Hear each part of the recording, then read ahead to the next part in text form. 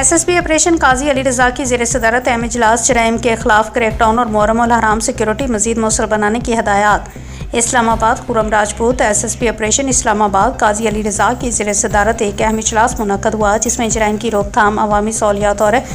محرم الحرام کے سیکیورٹی انتظامات سے متعلق امور کا تفصیلی جائزہ لیا گیا۔ اجلاس کے دوران SSP آپریشن نے جرائم پیشہ عناصر کے خلاف جاری کریک ڈاؤن کو مزید تیز اور مؤثر بنانے کی ہدایت جاری کرتے ہوئے متعلقہ افسران کو جرائم کی انسداد کے لیے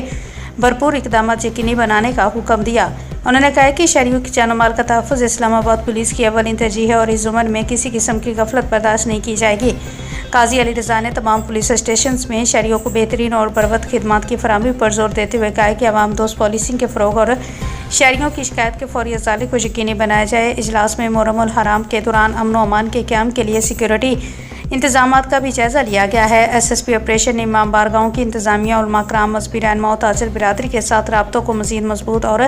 مؤثر بنانے کی ہدایت کرتے ہوئے کہا کہ تمام مکاتب فکر کے تعاون سے محرم الحرام کے دوران فول پروف سیکیورٹی کو یقینی بنایا جائے گا۔ انہوں نے متعلقہ افسران کو ہدایت کی ہے کہ سیکیورٹی پلان پر مؤثر عمل درآمد، انٹیلیجنس بنیادوں، زیر نگرانی اور کمیونٹی کے ساتھ مسلسل رابطہ برقرار رکھا جائے تاکہ شہریوں کو پرامن اور محفوظ ماحول فراہم کیا جا سکے۔